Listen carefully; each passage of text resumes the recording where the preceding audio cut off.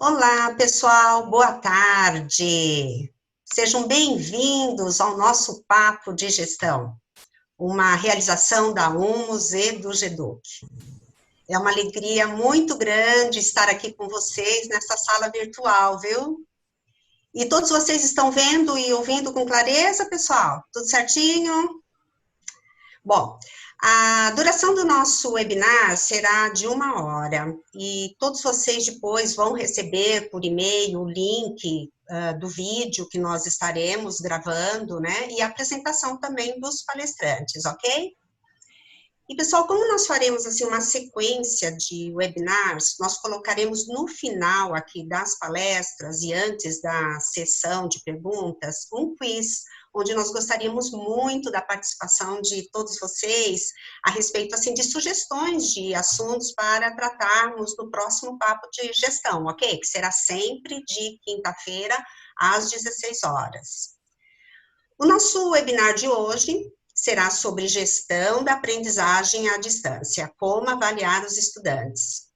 E vocês sabem, né, pessoal, que dizer que a avaliação é parte e não fim do processo é sempre muito significativo para todos nós.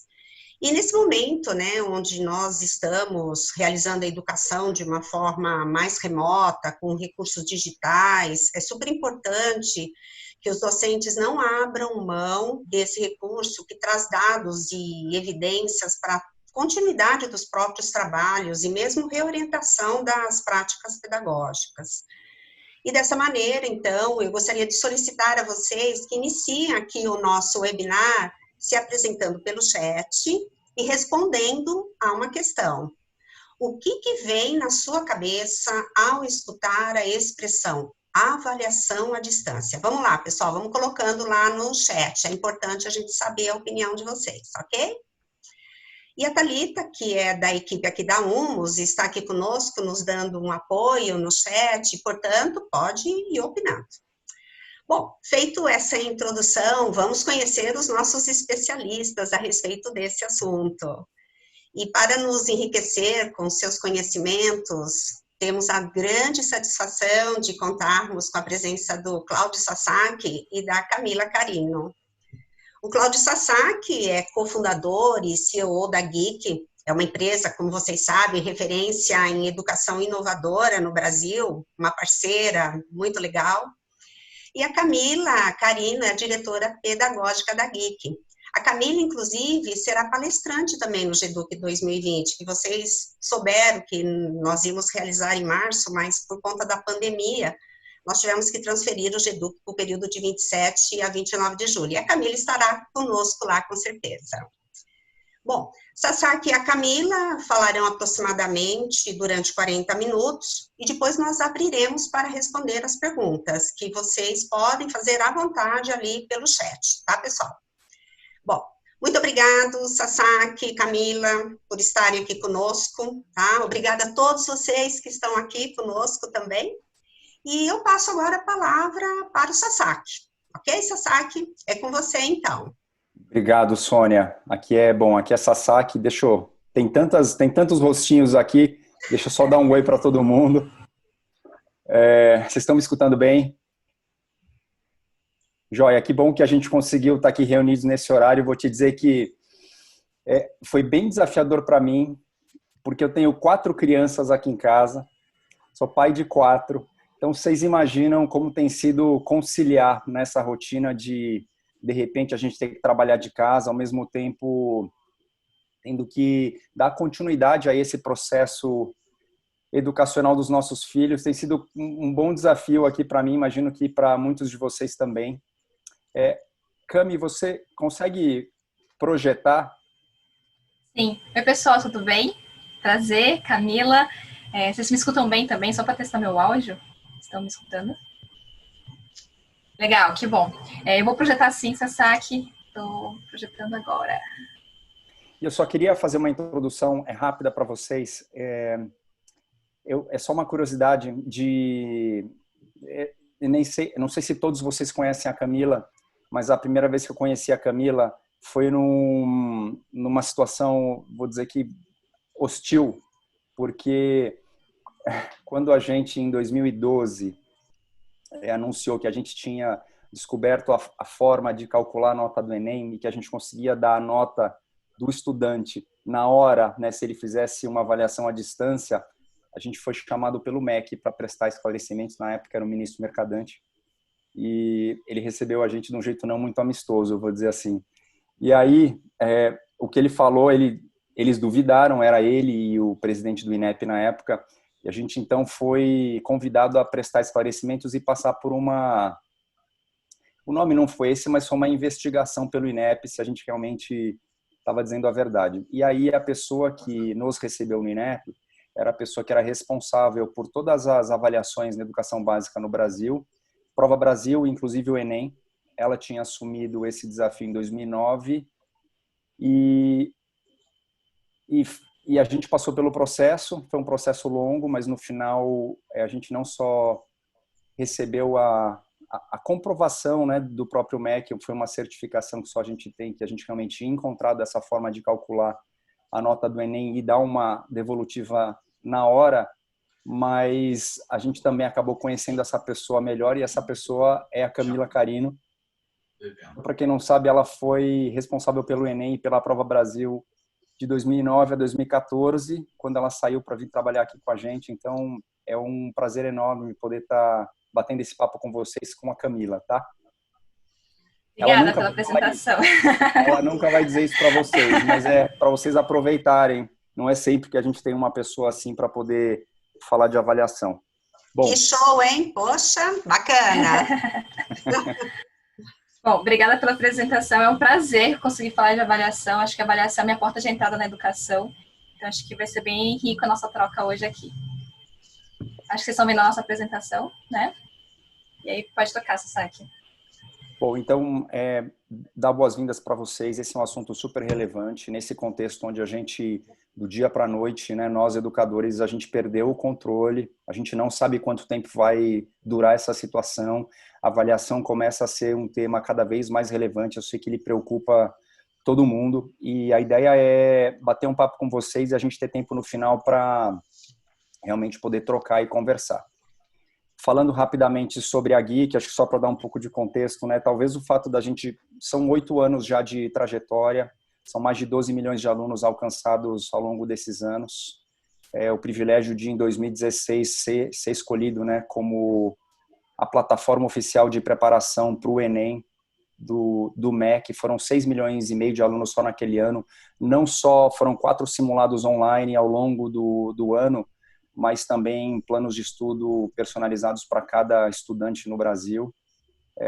E talvez o fato de ter nascido digital por acaso, hoje nos coloca numa situação de já estar pensando dessa forma há muito tempo. Só nessas últimas 3 semanas, né, foram mais de 85 escolas que a gente tem ajudado nesse momento de isolamento social. Então, a ideia é realmente compartilhar com vocês, especificamente falando hoje sobre avaliação. Eu acho que são experiências, são aprendizados que nós tivemos ao longo desses anos, e a gente espera que possam ajudar todos vocês nesse momento desafiador. E aí, só no próximo slide, eu queria passar para a Camila, para ela aprofundar esse assunto. Legal. A gente tinha pedido para ter uma pergunta inicial que a Sônia introduziu, né, que era o que vinha à sua cabeça quando a gente pensa em avaliação à distância. Eu vi algumas das respostas que vocês já foram colocando ali no chat, né? Então, alguns falaram assim, desafio de manter a intencionalidade, repensar o processo, mapas mentais. Veio muito também a questão de uma oportunidade, né? Eu acho que é essa questão da oportunidade que eu trago aqui nesse slide, né? Muitas vezes, quando a gente pensa em avaliação, a gente vem com o conceito de prova, né? Avaliar prova, né? E essa é uma visão muito restrita da avaliação, né? A gente diminui muito as dimensões avaliativas quando a gente pensa em avaliação somente como prova, né? Então, a nossa provocação aqui, a nossa mudança de mindset que a gente queria colocar para vocês é pensar a avaliação de uma forma muito mais ampla, né? Que a gente consiga diversificar esses processos avaliativos. Quando a gente amplifica isso, a gente sai de uma tentativa de procurar a melhor prova online para a gente pensar na melhor forma de avaliação que de fato corrobora com o processo pedagógico que eu estou desenvolvendo na escola, sendo ele presencial ou sendo ele, nesse momento, à distância, tá? Então, essa primeira provocação que a gente faz, né, é da gente ampliar.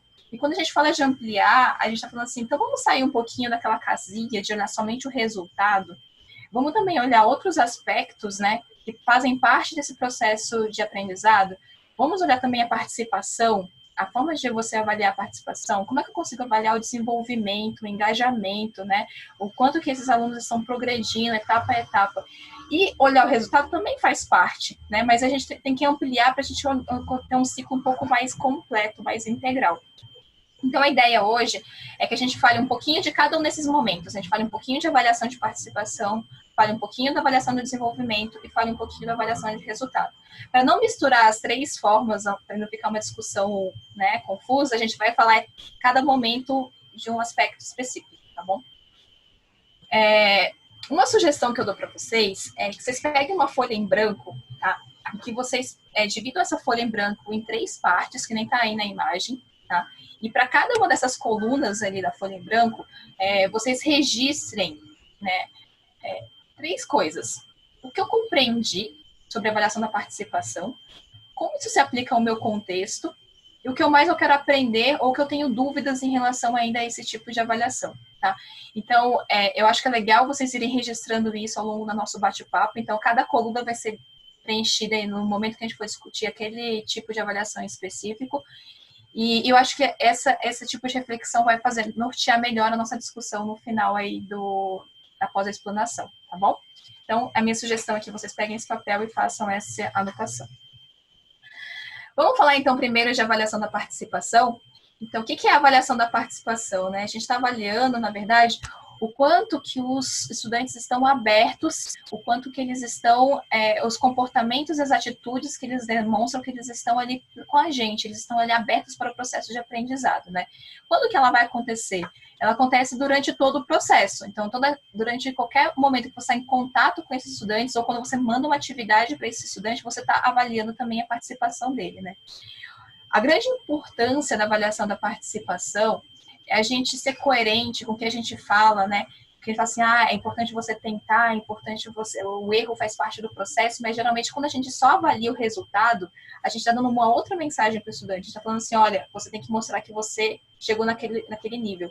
A gente não está dando a mensagem de que, olha, a abertura é importante, tentar é importante. Então, quando você fala, quando você expressa, quando você participa de uma discussão, quando você tenta realizar uma atividade, isso é um aspecto de abertura para o aprendizado que faz total diferença para o resultado que a gente vai alcançar lá no final.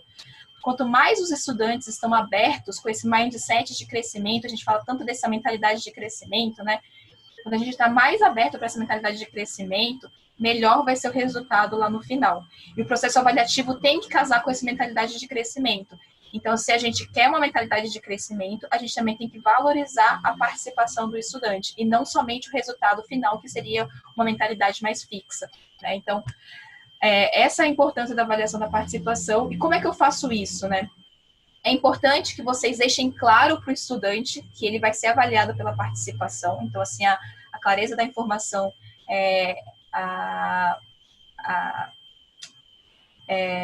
essas informações estarem explícitas para o estudante que essa avaliação vai ocorrer é importante. E como é que você pode fazer essa avaliação?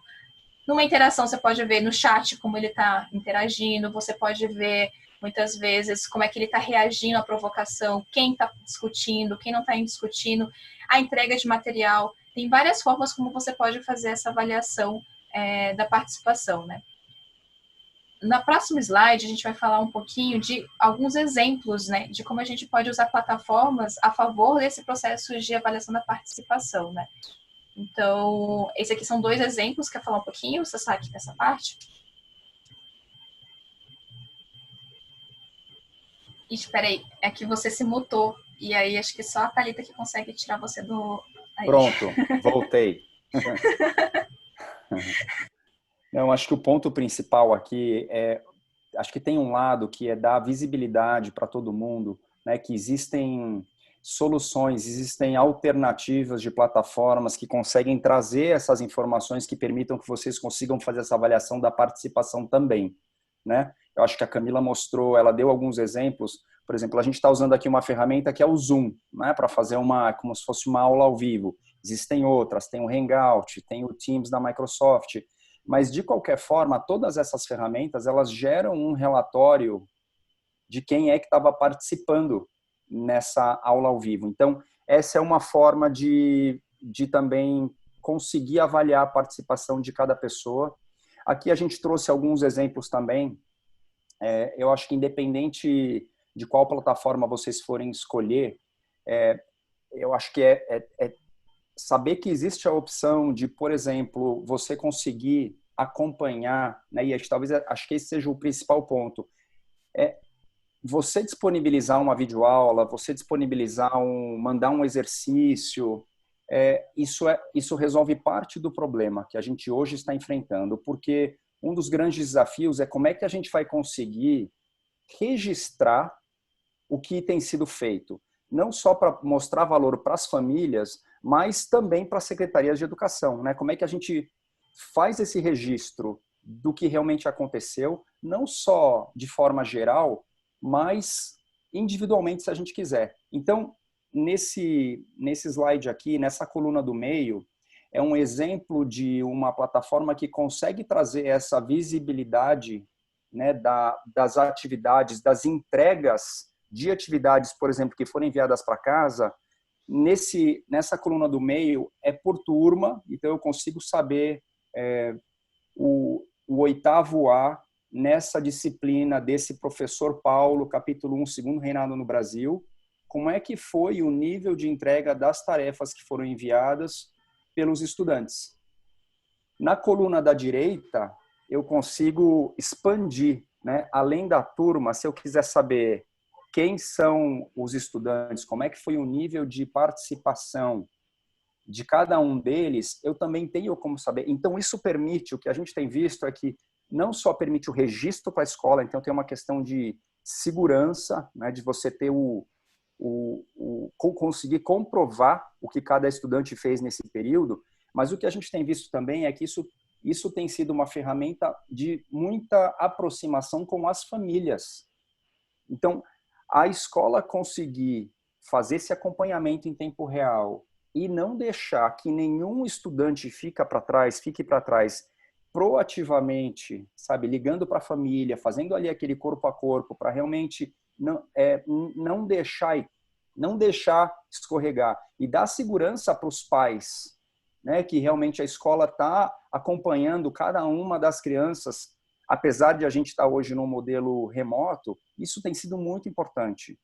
Então, acho que talvez expandindo um pouco, como a Camila falou, esse conceito de avaliação só de nota a nota, né? Mas nesse momento poder fazer esse acompanhamento, poder engajar esses estudantes, poder mostrar para a família valor, que a escola assim proativamente está acompanhando cada criança nesse período, tem sido assim, a gente tem visto com todas essas escolas que a gente acompanha, que tem ajudado muito a conseguir manter as rotinas em dia, a conseguir não deixar que os alunos se percam nesse momento, a não deixar que as famílias se sintam inseguras. E a gente ter essa evidência de participação.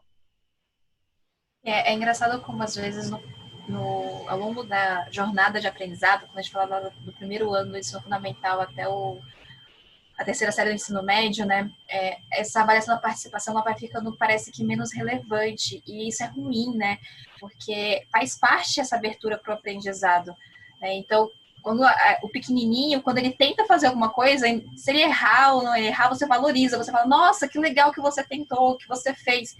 E parece que na medida que eles vão crescendo, quando eles tentam, parece que não é mais significativo o que eles tentaram, entendeu? Parece que não faz mais importância, só importa o que é a entrega do resultado, se ele acertou ou se ele errou. Né? Então, quando a gente começa a mudar essa lógica, a gente começa a ver também a mudança no comportamento dos estudantes. Eles ficam menos participativos, eles ficam mais quietos, eles têm medo de você ser zoado, de não conseguir ter uma nota tão boa. Então, esse é um aspecto da avaliação que tem se perdido e que eu acho que a gente pode retomar isso, a gente pode voltar a valorizar esse tipo de avaliação para justamente a gente criar mais essa cultura de mentalidade de crescimento dentro do ambiente de aprendizado, né? E as ferramentas à distância podem a gente auxiliar, apoiar para que a gente consiga fazer isso mesmo à distância, mesmo não estando ali no ensino presencial, né? Cami, uma outra coisa, né? Não está aqui nesse slide, mas também o que é possível é a gente conseguir acompanhar o tempo de estudo de cada aluno diariamente, se a gente quiser.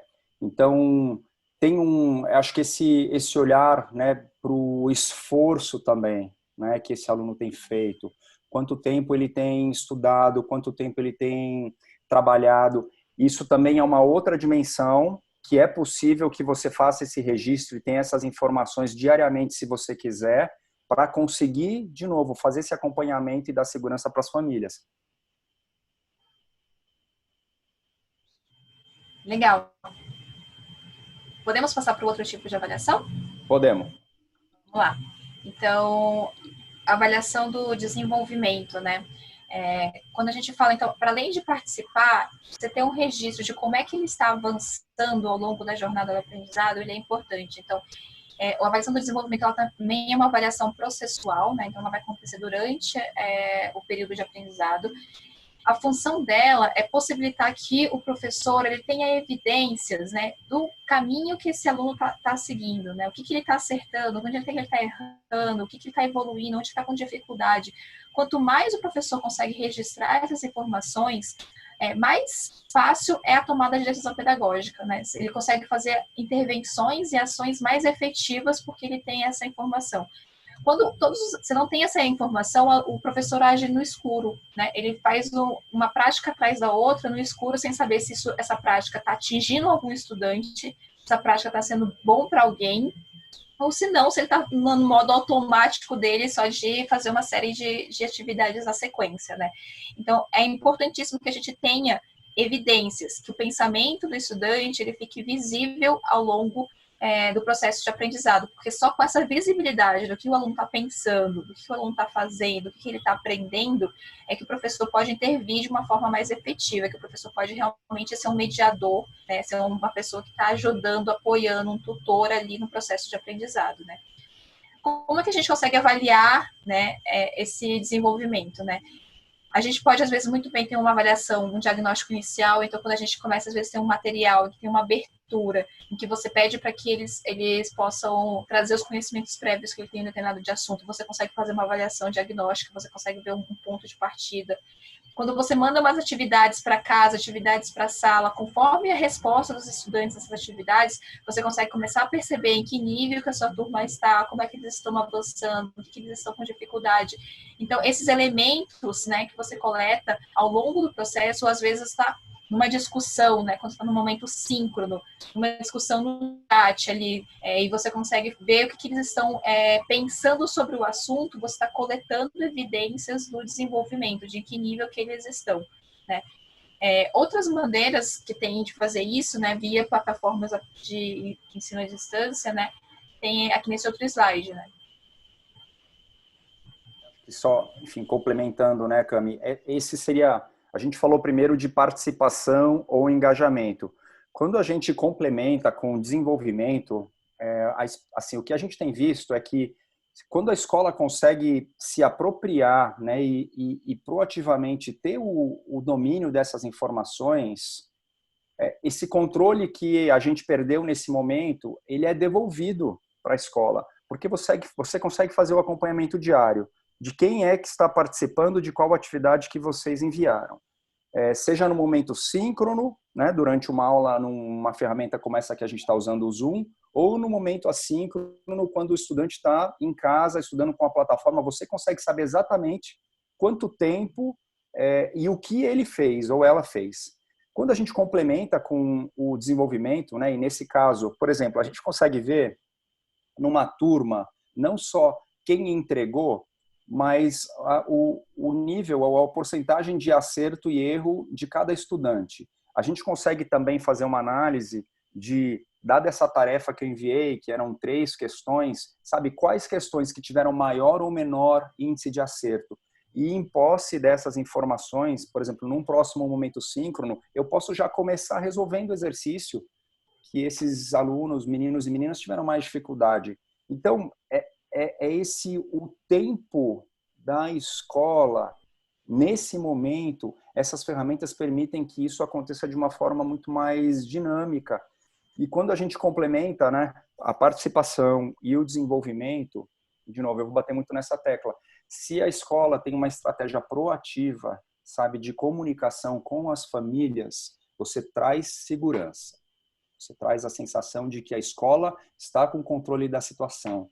E o que a gente tem ouvido bastante também é que tem famílias comentando que elas se sentem agora mais próximas ainda, não só por estarem em casa acompanhando, mas mais próximas da escola, porque a escola tem essas informações e tem agido de maneira muito proativa com cada uma das famílias. Então, isso também ajuda a estreitar essa relação da segurança e diminuir a pressão em cima de descontos. Esse é um outro assunto, mas que eu sei que preocupa todos nós.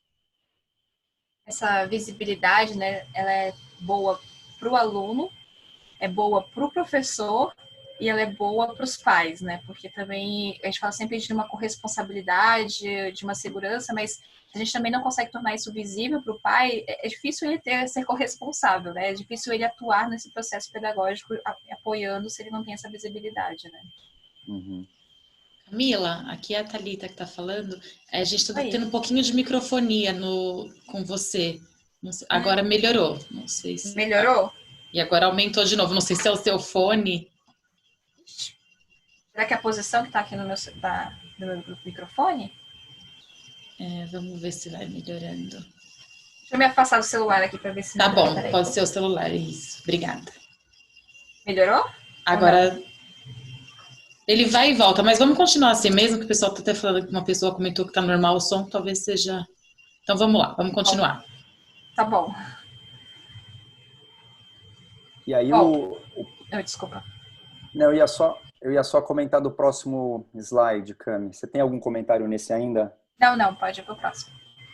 Esse aqui eu acho importante, eu não sei qual material que cada escola trabalha, mas eu acho que existem, dentro do próprio material, possibilidades de evidências, né, de tornar esse aprendizado mais visível e, agora mais do que nunca, conseguir capturar essas informações é fundamental. Então, nesse caso que a gente mostrou aqui, é um material que contempla uma rotina de pensamento. Para quem não sabe, rotina de pensamento vem de um conceito que foi desenvolvido principalmente pela Escola de Educação de Harvard. É um projeto chamado Projeto Zero, que quem toca há mais de 30 anos é o Howard Gardner, que talvez o livro mais conhecido dele seja o Inteligências Múltiplas, mas o trabalho que ele faz como pesquisador em educação é um trabalho incrível.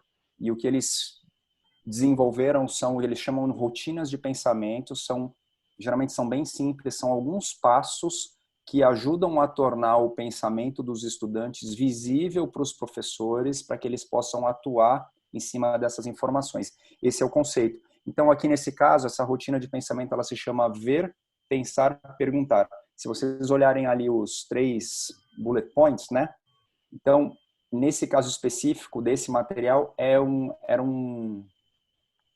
uma figura do Vicky Muniz. E a primeira pergunta é: o que você vê nas imagens? Segundo, né?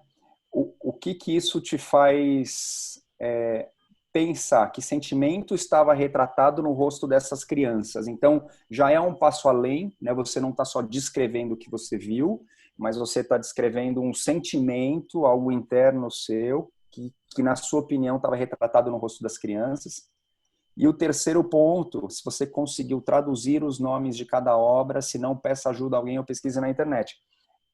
Eu particularmente gosto muito dessas rotinas, porque elas são simples, elas são aplicáveis em qualquer contexto e elas trazem evidências também. Então, nesse caso específico, também é uma evidência de desenvolvimento que, com essas plataformas de hoje, o professor ele consegue capturar, tanto no momento assíncrono, né, se fosse no estudo individual, como também, se fosse no momento síncrono de aula, ele poderia projetar isso aqui, como a gente fez aqui agora, no começo dessa apresentação. Cada um escreve e manda, seja pelo chat, seja pela própria plataforma, ou por alguma outra ferramenta, mas o professor consegue ter de volta essas evidências e também isso ser parte do processo de avaliação de desenvolvimento.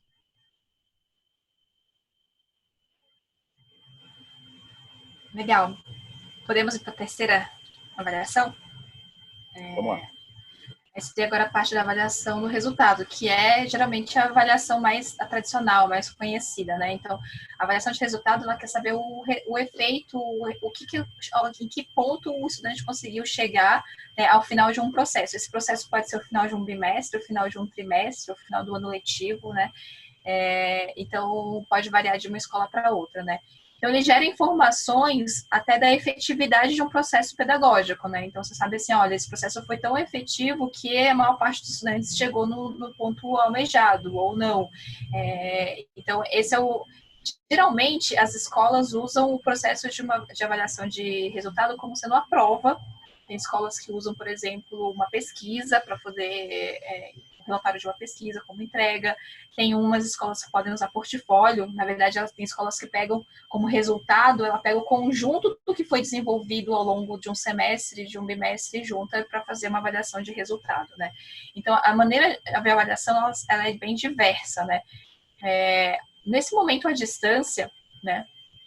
Tem como fazer ainda a aplicação de provas, mas a gente pode também utilizar, por exemplo, mais de portfólios, mais de relatórios de pesquisa, mais de evidências parciais para compor esse resultado final, e não ficar restrito somente à unidade de prova, né? Tem só um adendo que eu faço em relação à avaliação de resultado, é que nesse momento, à distância, nem todos os conselhos estaduais de educação estão autorizando a avaliação de resultado, avaliação via provas à distância, tá? Então, por exemplo, São Paulo autorizou, mas o Rio Grande do Norte é um conselho que não autorizou. Então, tem algumas escolas que elas estão aguardando, tá? O retorno presencial, e somente depois, quando estiverem presencialmente, é que vão começar a executar as avaliações, as provas, as avaliações de resultado e as provas em si. Outras escolas não, tá? A gente já teve contato com outras escolas aqui em São Paulo que eles estão fazendo essa avaliação de resultado, eles estão montando as provas, eles estão disponibilizando as provas, estão fazendo aplicações online, estão usando de portfólios. Então, assim, cabe você olhar o que é a regulamentação do seu conselho estadual, sabe? Porque tem uma divergência aí de estado para estado. Mas, se a escola optar, né, o conselho autorizar e a escola optar por fazer a avaliação de resultados, nós temos uma série de sugestões que podem ser feitas para avaliação de resultado. Então, eu falei de algumas, né, portfólio, pesquisa, né, e eu acho que o Sasaki pode exemplificar com outros ali. Aqui também, né? Acho que tem algumas ferramentas. A gente tem escutado, bom, são várias. Quem tem Google nas escolas, eu acho que tem usado as ferramentas do Google também para fazer avaliações mais rápidas. O fato é que também existem alternativas de criação de prova e de aplicação de prova. Na criação de prova, geralmente essas plataformas elas estão associadas a algum material, automaticamente o professor ou professora consegue criar uma prova com questões inéditas que os alunos não tenham visto ainda, e essas provas elas podem ser aplicadas. Hoje existem ambientes seguros de prova, né? Então tem alguns, bom, entre nós, eu tenho um filho aqui, e a gente já foi aluno também, né?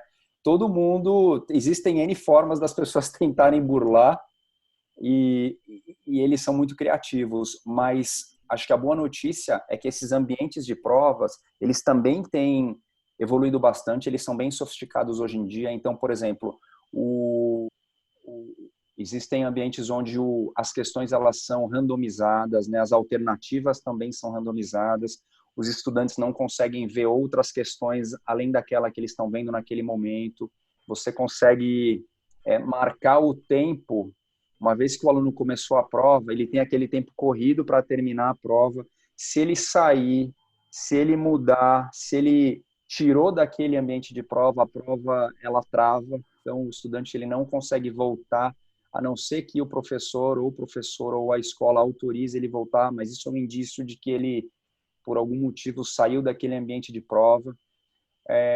E então são formas que também essas plataformas têm encontrado de conseguir criar um ambiente de prova que dê um nível de conforto e de segurança tanto para a escola como também para as famílias.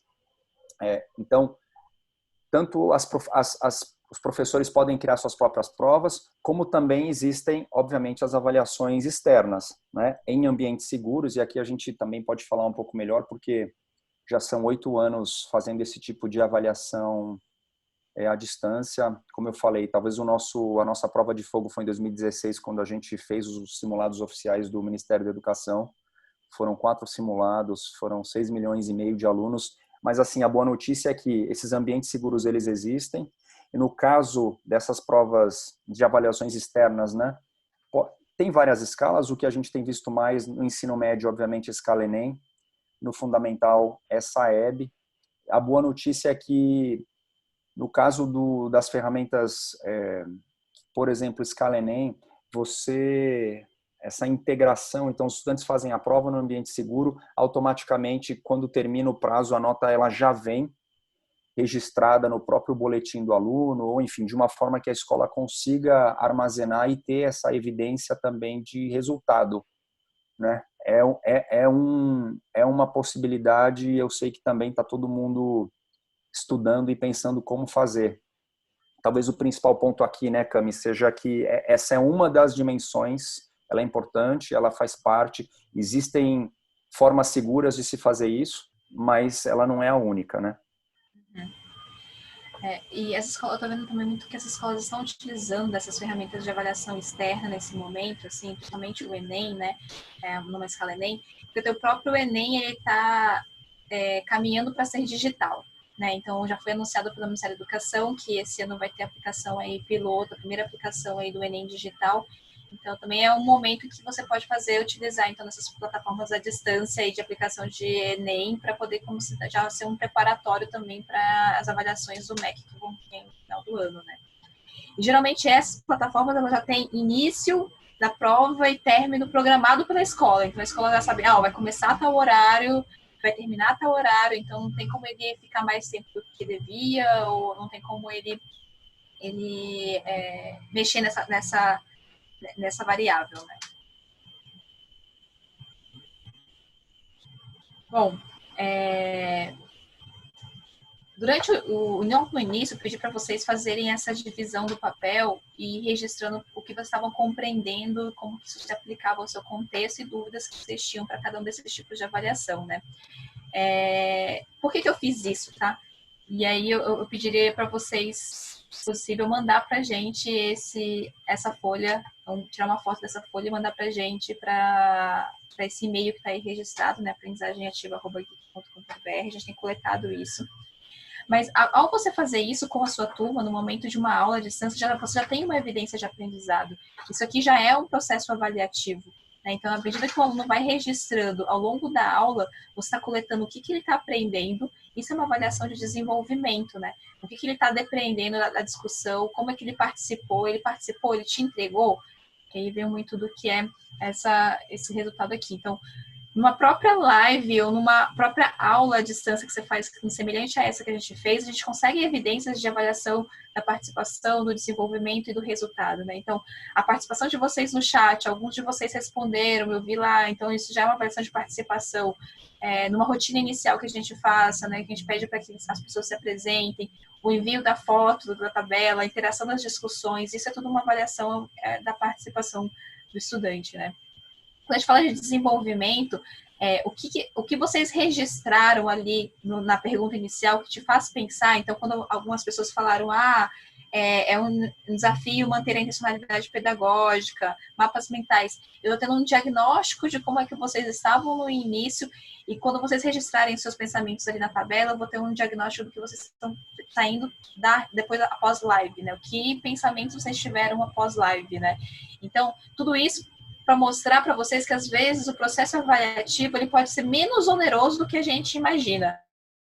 A gente tem muito mais evidências e coleta de informação do que a gente, às vezes, usa, de fato, né? Então, essas informações, elas estão aí. Elas são evidências de aprendizado, elas são evidências do processo acontecendo, né? E que a gente pode usar isso de uma maneira muito mais rica, muito mais intencionalidade, quando a gente olha para eles com carinho. Assim, né? Então, essa era só para a gente consolidar um pouco por que a gente pediu algumas dessas atividades para vocês ao longo da live, né? Acho que é isso. Agora a gente pode abrir para dúvidas, perguntas, né? Quer completar com alguma coisa, Sasaki? Não, vamos abrir para dúvida, acho que tem bastante coisa e, olha, são 4h40 cravados. Na hora. Melhorou meu microfone? Parou a microfonia? Não, Cami, não parou. Tem um Não parou? apitinho aí no fundo. Ai.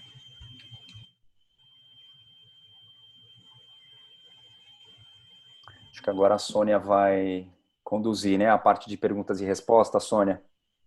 Sim, ok, a Thalita habilitou aqui o meu áudio. Então, vamos lá. Vamos agora para a nossa sessão de respostas, tá?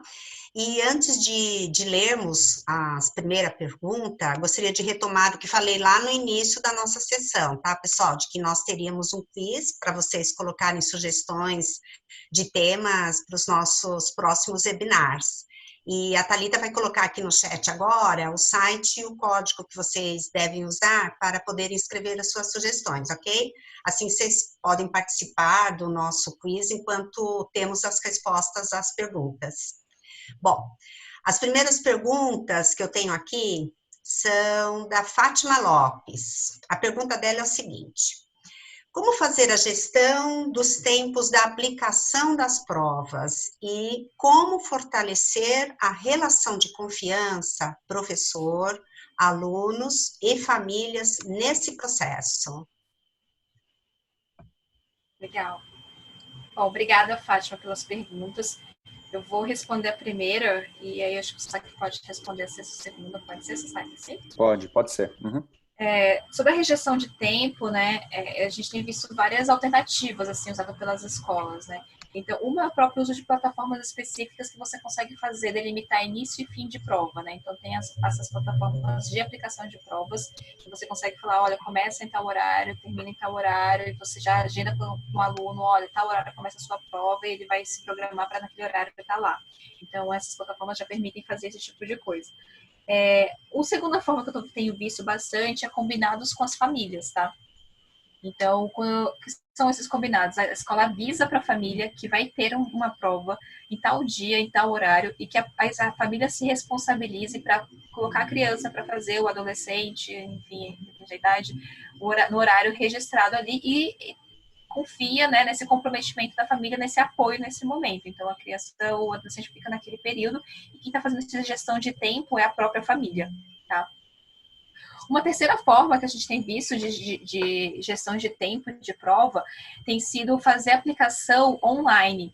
Então, todo mundo se conecta num Zoom como esse ou num Hangout Meet, e aí na hora que todo mundo está conectado, o professor autoriza, então ele libera um documento para os alunos começarem a responder, e aí o professor fica acompanhando o processo de resposta, e na hora que terminou o período, ele fala, gente, finalizou, e aí ele tira o acesso do documento compartilhado e os estudantes não podem mais, então, responder. Então, são algumas alternativas que têm sido utilizadas para fazer essa gestão do tempo aí do processo de aprendizado, tá? Ok. A próxima pergunta é da Cleide Aparecida Pereira da Silva. Gostaria de saber... Oi. Só que não respondeu a segunda da Fátima Lopes. Ok. Desculpa. Imagina. Vamos lá, Sasaki. Sônia, só repete a pergunta, por favor. Qual? A da Fátima? É a segunda pergunta sobre a relação de confiança entre famílias. Era isso? Isso. Como fortalecer a relação de confiança, professor, alunos e famílias nesse processo? Tá. Bom, eu vou compartilhar muito do que eu tenho escutado das escolas com relação a boas práticas, né? Eu acho que o primeiro ponto tem muito a ver com o que a Camila falou, que são os combinados, né? Quais são os combinados entre família, escola, incluindo professores e estudantes, nesse momento, né? Quais são as boas práticas? Então, desde quando a gente está tendo uma aula síncrona através de um Hangout ou um Zoom, sabe? Se alguém tiver dúvida, faz o quê? Qual é o uso do chat? A gente teve o caso de uma escola que os alunos começaram a brincar no chat ou escrever coisas inapropriadas. Eles fizeram um combinado que, caso isso acontecesse, esse chat ia ser impresso e ia ser enviado para a família. Então, assim, acho que não tem uma regra clara para tudo. Para mim, o mais importante é que essa relação entre escola, estudantes e famílias agora, que ela seja transparente. Segundo ponto, eu falei um pouco isso ao longo da live, mas as melhores práticas que eu tenho visto, as escolas que têm tido mais sucesso em gerar confiança das famílias são as que têm sido proativas na comunicação com as famílias. Sabe, elas não estão se escondendo, elas estão proativamente se comunicando com as famílias quando elas têm o menor indício de que algum aluno ou aluna não está se engajando.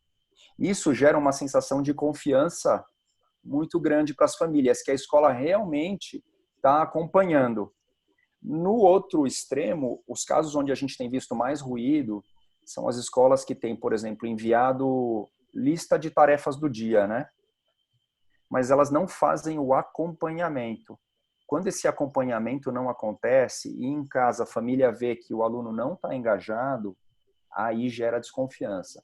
Aí gera a sensação de que não está funcionando e aí vem a pressão da família em cima da escola, especialmente em preço. Ok. São várias perguntas, tá, pessoal? Vamos lá. A Cleide Aparecida Pereira da Silva gostaria de saber como podemos fazer avaliação formativa com os alunos que estão tendo aulas em EAD. Essa, basicamente, você também já foi falando, né? Durante o processo. Uhum. E da Viviane Lira, como avaliar a distância de forma justa e considerando todas as habilidades pertinentes? Que tal falar um pouquinho, talvez, sobre essa parte de todas as habilidades pertinentes? Tá, legal.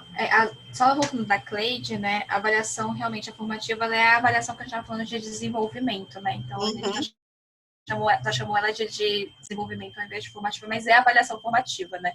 Então, essas coletas de registro de como é que eles estão se desempenhando atividades, de como é que eles estão participando ali das discussões, tudo evidências e avaliações formativas, e as rotinas de pensamento, elas são uma boa forma da gente conseguir coletar avaliações formativas, assim, né? Coletar evidências, né? Em relação à Viviane, ela está falando de como a gente faz avaliar de uma forma mais integral, né? A gente não pensar apenas no cognitivo, né? Mas de outros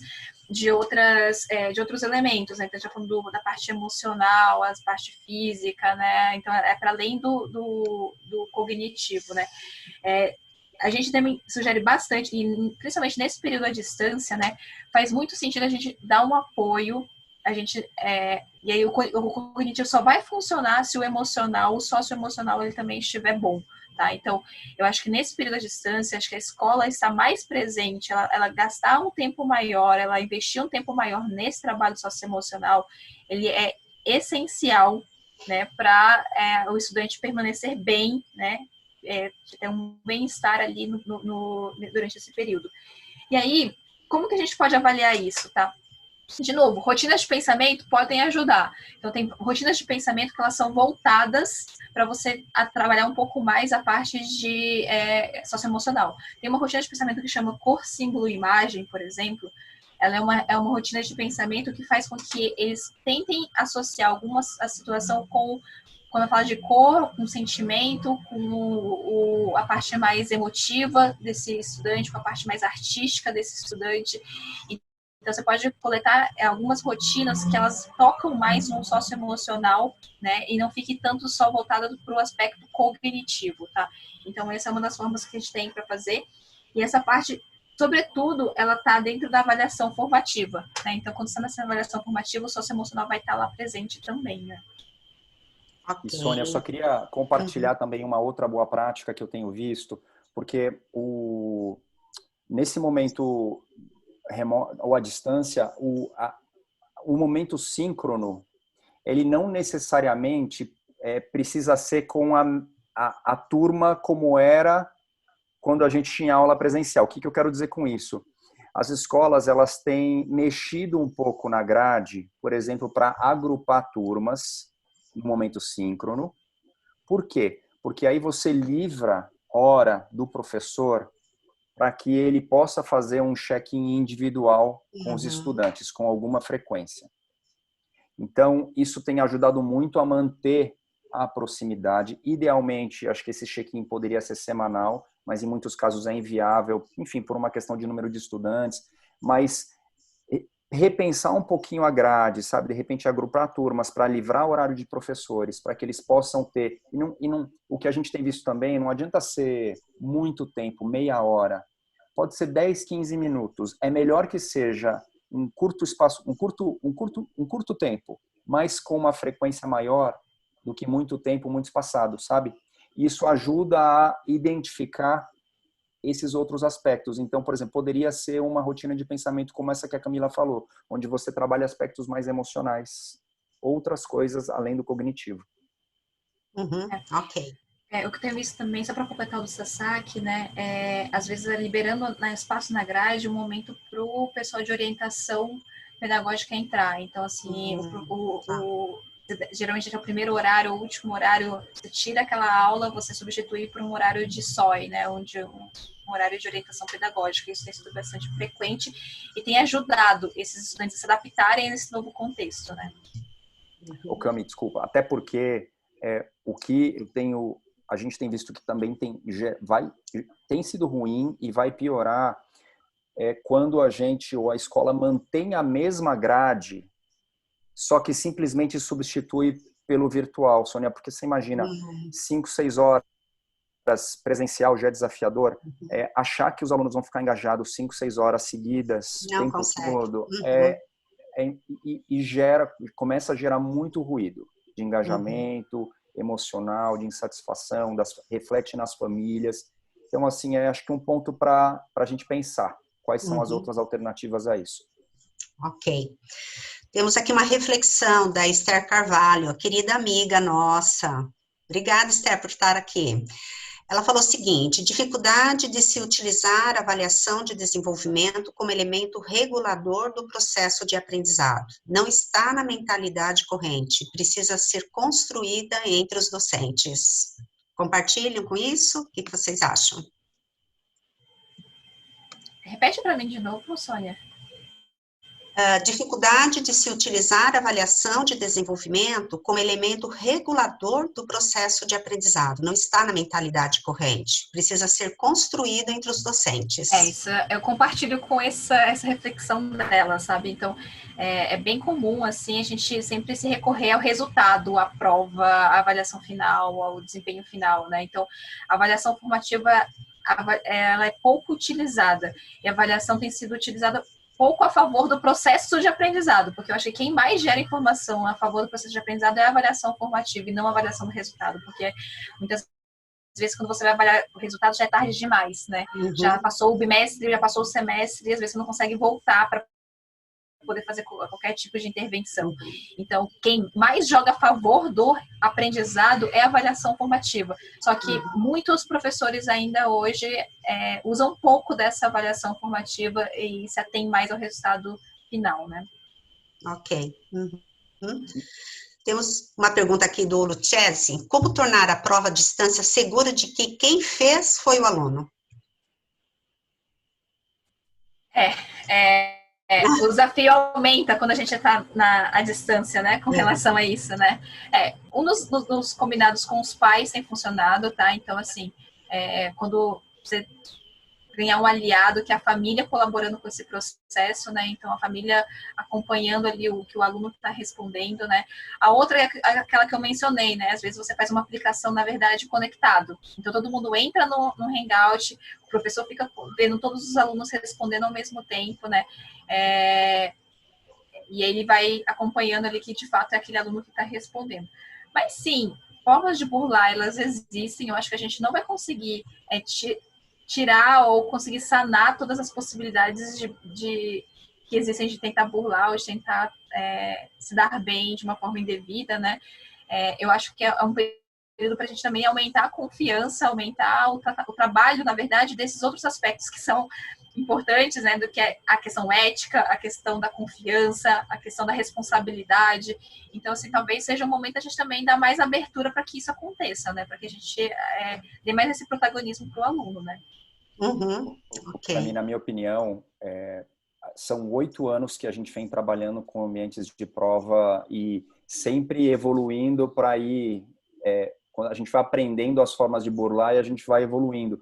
Mas é impossível, nesse momento, a gente garantir 100% que não houve nenhum tipo de Tá. irregularidade, né, Sônia? Então, por isso Uhum. que esse ponto que a gente está trazendo, que esses outros elementos da avaliação, eu acho que eles demandam um peso maior, porque não dá para a gente confiar que só o processo ali da avaliação do resultado é Tá. o que realmente conta.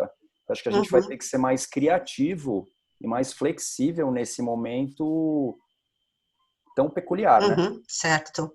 E aí, uma pergunta também muito interessante, Sasaki, é como nós podemos computar, a pergunta é da Débora Castanha, como podemos computar as 800 horas, se é quase impossível ficar tanto tempo online? Vocês chegaram até já a comentar alguma coisa, que realmente não é possível ficar todo esse tempo online, seria um absurdo. Comenta um pouquinho a esse respeito, por favor. O que você acha? Qual a opinião sua e da Camila? As 800 horas, tá? Ela não prevê que vocês tenham que estar 800 horas online, tá? Você pode utilizar os momentos síncronos e assíncronos para contabilizar essas 800 horas. Então, assim, porque geralmente a escola que tem o ensino presencial, ela sempre está acostumada, não, conta como 800 horas é o momento que o aluno está dentro da escola, né? Os momentos que o aluno está lá na Uhum, escola. Mas, de fato, não é, sabe? Se você consegue também contabilizar os momentos que ele está trabalhando de uma maneira independente, sem estar conectado, mas ele está produzindo, ele está aprendendo. Então, o que tem que ficar claro para a família e para o estudante é que, assim, a partir do momento que eu passo a contar esses momentos assíncronos, eles só valem como presença se o resultado, a entrega foi dada. Então, assim, eu pedi para ele fazer uma atividade, nessa atividade vai demandar 20 minutos de leitura, mais uma dedicação de 20 minutos para execução. E aí, então, se ele me entrega essa atividade ela está representando uma presença. Então, eu posso contar essas 40 minutos de atividade como aula dada, nesse momento assíncrono, para fechar a carga horária de 800, entendeu? Então, não tá. é só o momento online que contabiliza, tá? As 800 horas Uhum, de sim. aprendizado. Os momentos assíncronos também são contabilizados. Agora, a escola precisa fazer gestão desse tempo e precisa saber a gestão de que as estudantes estão entregando essas atividades, porque se eles não entregarem, é como se fosse hora não realizada. Certo. Por Uhum. isso que na escolha de vocês para a solução nesse momento, é muito importante que vocês estejam utilizando ferramentas ou plataformas que facilitem o registro desse trabalho que está sendo feito agora. Quanto mais registro a gente tiver, mais fácil fica depois da gente comprovar. Se esse registro se perde, se esse controle não é feito, depois vai ser um grande desafio conseguir olhar caso a caso e mostrar o que foi feito durante esse período, né? Ok. Nós vamos agora para uma última pergunta por causa do nosso tempo. Aí depois, as demais, Sasaki, eu tenho várias outras, eu poderia mandar para vocês responderem para a gente encaminhar a resposta do Claro, sem pessoal? dúvida, Bacana. sem dúvida. Então, vamos para só mais uma pergunta, por favor, da Ana Laura Buoro. Vocês podem comentar os nomes de algumas dessas plataformas de aplicação de provas à distância? Mas é que a gente é meio enviesado, né? Porque a que a gente mais trabalha é a nossa. Mas Então, mas sai tem de outras também, vocês, né, Cam? tá bom? As escolas usam também bastante o Google Forms, entendeu? As ferramentas da Google, que são ferramentas abertas, né? Então, isso também, Google Forms é um dos que mais eu vejo utilizar. As do Google, elas são gratuitas, né? E é como se fosse um formulário que não sei, para quem não conhece, você consegue montar uma sequência de questões, você manda, é como se fosse uma pesquisa, formato de pesquisa. O aluno, ele responde ali, automaticamente as respostas vêm tabuladas. O trabalho é você criar a sua prova ou avaliação no Forms, tem esse trabalho. mas a tabulação ela é feita de forma automática, facilita bastante. E é gratuita. Ok, combinado. Bom, eu gostaria, então, de agradecer imensamente você, a Sasaki e a Camila, por esse precioso momento. Eu acredito que vocês agregaram bastante valor aqui aos nossos participantes. E muito obrigada a todos vocês também que nos acompanharam aí durante essa 1 hora de discussão. Todos vocês receberão por e-mail o link do vídeo que nós gravamos desse webinar, a apresentação dos palestrantes, então esse PPT, né, que eles foram apresentando. Nós também enviaremos uma pesquisa de satisfação, que é muito breve, e nós pedimos que seja preenchida para nos ajudar nas próximas edições, ok?